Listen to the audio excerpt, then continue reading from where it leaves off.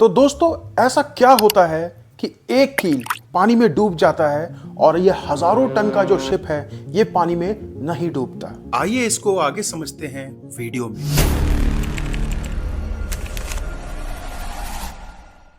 अब यहाँ first case में आप देखिए इस आदमी को ग्लास का वेट फील हो रहा होगा। आइए देखते हैं सेकंड केस। अब यहाँ पर इस आदमी को ग्लास का वेट पानी के अंदर फील नहीं हो रहा होगा। आखिर इन सब के पीछे कारण क्या है? कौन है ये आर्किमिडीज? क्या होता है यूरेका? क्या किया था उन्होंने? तो मेरे दोस्तों ये बात है 287 से लेकर 212 बीसी की। वहां एक सिरेकस नाम का जगह था जहां पर ये आर्किमिडीज रहते थे। उनके घर से ठीक 400 मीटर की दूरी पर एंशिएंट हार्बर था। तो ये बात एक दिन की है।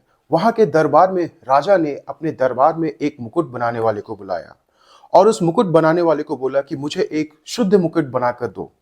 और फिर कुछ समय बाद एक दिन राजा ने उस मुकुट वाले को अपने दरबार में बुलाया और वो मुकुट वाला वो मुकुट लेकर राजा के पास आया और उसने वो मुकुट राजा को दिया।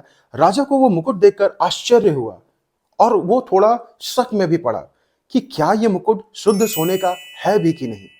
तो बस राजा उसे देखता रहा।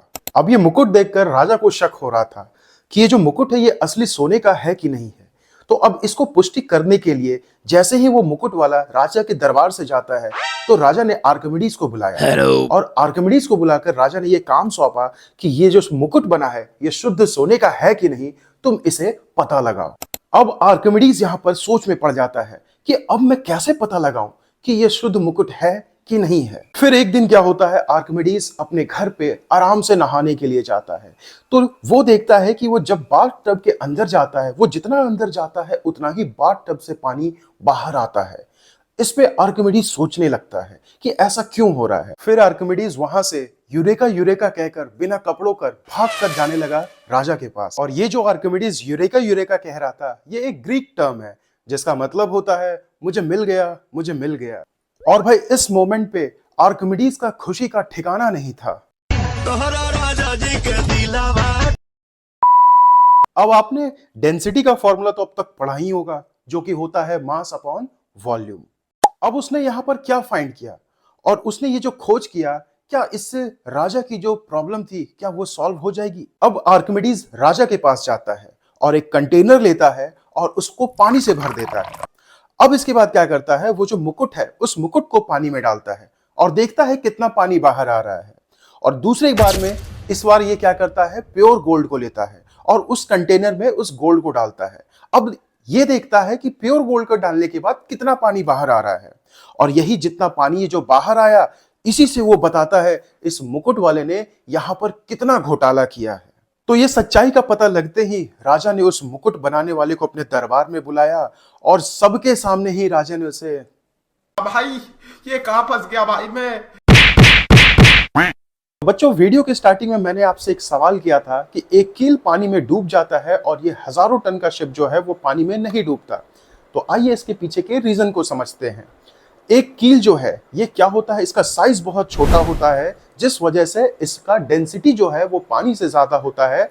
अपने छोटे से साइज में इसका जो वॉल्यूम है ये बहुत ज्यादा वेट एक्यूमुलेट कर लेता है जिस वजह से ये पानी में डूब जाता है।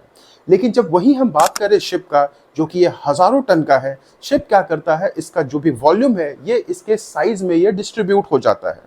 मतलब अगर हम बात करें डेंसिटी वाइज तो शिप का जो एवरेज डेंसिटी है ये पानी से क्या होता है, कम हो जाता है इसके डिजाइन के कारण, जैसा इसका स्ट्रक्चर होता है उस वजह से।